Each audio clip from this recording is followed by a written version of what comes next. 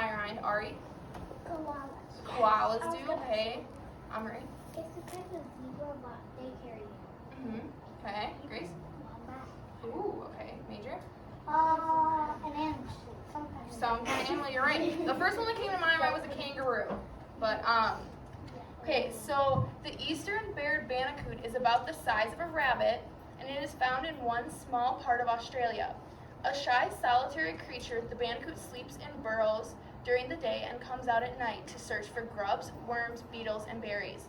It uses its excellent sense of smell to find food, and its pointed nose and strong claws to dig. The bandicoot is a fast runner and can jump 3 feet in one leap.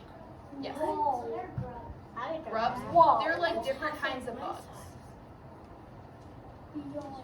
Okay. Okay. So, right here we can see there's a new heading, and it says "Gone Forever." What do you guys predict this section is going to be about? Harry? Extinction. Extinction. Let's see. These animals are extinct. So yeah, we're right. So this section is going to be about animals that are gone forever. There is little or no chance that they will be seen again. Because the web of connections among living things is so complex, we don't understand all the consequences of a species becoming extinct. We do know that something unique has been lost and would never be replaced. So the first animal is the moa. It's found in New Zealand, and it went extinct around the 1600s. This was the largest of the flightless birds, and it stood over 6 feet tall at the shoulder and weighed 600 pounds. When a big moa held its head high, it measured 12 to 13 feet tall. For millions of years, these forest dwellers had never seen a human, so they had no natural fear to the first person who arrived on their island home. Within 100 years of their first encounter with humans, they had been hunted to extinction. Just the first year they went extinct? The first 100 years. So they had never seen a human before, so they had no fear to humans. And they liked them. Right, exactly. So then the hunters ended up hunting them to extinction. Yeah, right. So they're not scared. So our second animal we're going to look at is the Steller sea cow. It was found in the Bering Strait between Alaska and Russia, and it went extinct in 1769. The sea cow was huge, 25 feet long and 8,000 pounds. It swam in the cold waters of the northern Pacific. Trappers collecting sea fur hunted the Steller sea cow for food. The last of the Steller sea cows died just 27 years after first being described by the naturalist George Steller. Yes, Major. I was going to say something about the Okay. the tallest person that ever lived was 8'11". So that's Yeah. Oh, it's 8'12". 11. Yes, Megan? 8'12" is 9 foot. Yeah. I think it was. So yes, so the moa is really tall. Yes, Megan. There was another long time ago. There was someone tall, like 9 feet tall. Yeah, but One like inch. the moa was 12 feet tall. There's never been a person that's been 12 feet tall. It's super tall. You've seen a person 12 feet tall, No, right? there is. There's There's a person who lives in Turkey who is Oh. 12 foot. Oh, okay. I was gonna say there's no one in the United States that's 12 foot tall. That's pretty tall. the statue of Hercules. That's okay. That's like- Moving on. Here we see there's another new heading that says coming back. What are we predicting this section's gonna be about? They might have almost been extinct, but then they came back. Or Yeah. they got extinct and then they came back. Right. Somehow. That's a From good DNA. thought. Okay, we're gonna continue reading. Not all endangered animals necessarily become extinct. Some animals that were almost gone have been able to recover, or at least become increasing in numbers. People have acted to protect their habitats, reduce the threat of hunting or collecting, and breed animals in captivity to be released back into the wild. It's hard work, but for these animals and all living things on Earth, it pays off. So the first animal is the Indian crocodile. It's found in northern India. The gaharla, also known as the Indian crocodile, can measure up to 20 feet long, making it the largest crocodile. Its long, thin snout is filled with sharp teeth used for catching fish. Some people believe that the nose of the crocodile has medicinal properties. It has been protected from hunters since the 1970s, when there was only about 100 left. Today, there are several thousand of these crocodiles living in the wild. And then our last animal we're going to talk about is the whooping crane. They're found in northern America. The whooping crane is the largest northern American bird. It stands nearly 5 feet tall with wings that can measure 8 feet from tip to tip. Whooping cranes are migratory birds. They travel each fall from their nesting grounds in central Canada to their winter grounds on the Gulf Coast of the United States, and then back to Canada each spring. This is a long, dangerous journey. By the 1940s, there were only 22 whooping cranes left in the world. Breeding and protection programs have increased that number to more than 300 today. Okay. Yes, ma'am. So when I was in Canada, I saw that one. Yeah. Very cool. Okay, so I want you to turn and talk to a neighbor again. Why do you think the author put the coming back section last? Why do you think he had that section?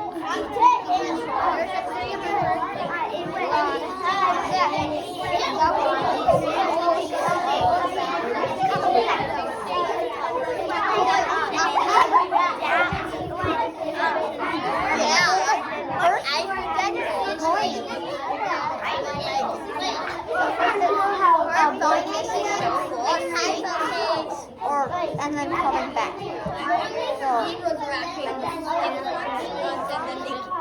Okay, what are some ideas we came up with? What do you think? That it goes in order, like gonna be extinct, then extinct, like they're getting hunted and they're like almost extinct, and then they put the extinct category in the middle because those animals might be extinct, and then we have the coming back extinct because after extinct they might actually come back. Yeah, that's a good thought. Emerson? It makes me want an order. Yeah. I mean, I thought it was like a happy ending because it was sad that they died, but then they were like some came back. So Yeah. that's happy. right. Harry?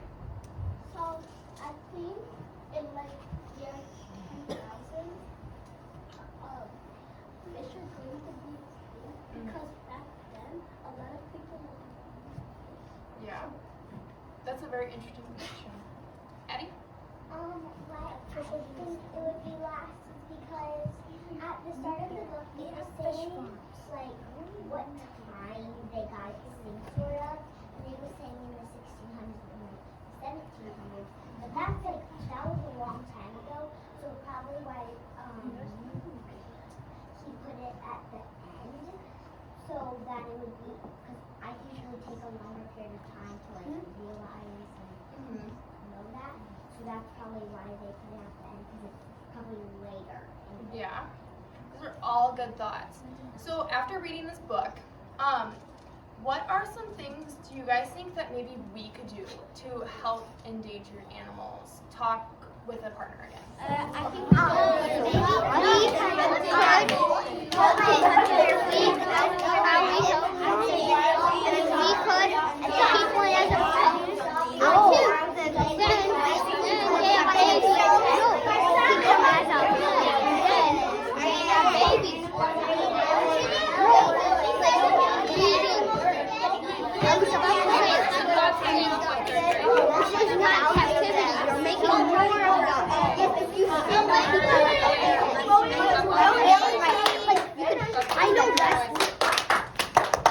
Thank you. What are some ideas we came up with?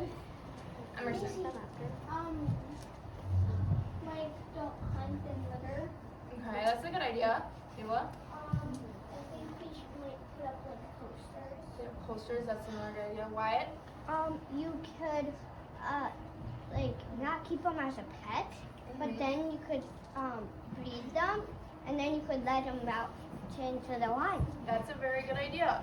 So I'm sure you all have a bunch of other ideas, but as we learned in this book, right now we're gonna move into an activity where we're gonna apply what we learned in our book. So what we're gonna do is you guys are gonna be writing letters So you can pick who you're going to write the letter to, and you have two options of how you can write your letter.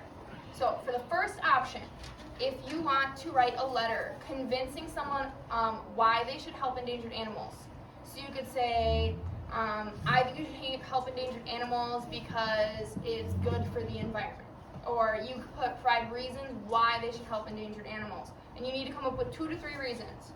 Or you can explain how you are going to help endangered animals. So then you would need to explain what animal you're helping and what action you're taking. So here is my example of a letter I wrote. I wrote a letter to my roommates, and I wrote at the top here, I wrote to roommates from, and then Miss Stephanie. And then here's what I said. I said, dear roommates, today I learned about saving endangered animals. I want to do my part to save the sea turtles. There, I told you I'm saving the sea turtles. So I said, my plan is to recycle my plastic water bottles in my dorm room. That's my action. I'm going to recycle my water bottles. So then I said, I'm going to put a recycling bin in my dorm for all my plastic water bottles. And I'm going to do my best to help save the sea turtles, and I hope you will help me as well. And then after you write your paragraph, you're going to draw a picture explaining what you wrote. Doesn't matter if you're an artist. As you can see, I'm not an artist, but you're gonna draw what is in your. So here I'm drawing myself throwing away my plastics and I'm recycling them. You can color your picture, and I'll leave this up here, so if you want to come look at it, you can. Yes, Lydia. Can we have labels for the picture? Yes. Yep. Or if you want to draw a picture of like the animal you're planning to save, you can do that too. Yes, Harry. A good way to help extinct animals is we can make an extinction map. Sure. There you go. You can write about it. If you can figure out how to make an extinction additive, go for it. That seems kind of difficult, but yes. That's not right. Extinct. Will we be able Okay, and then once you are finished, once you're finished with your letter, you're gonna my group in the back. Thank you. Okay, once you're finished, you're going to come bring your letter to me, and you're going to explain your letter, or you're going to read it to me and tell you what you wrote and what you drew, and then you can do independent reading if you finish in time before we go to the library. So I'll give you a sheet of line paper. You can come get a sheet of line paper, and then you can go. You want my line? You're welcome.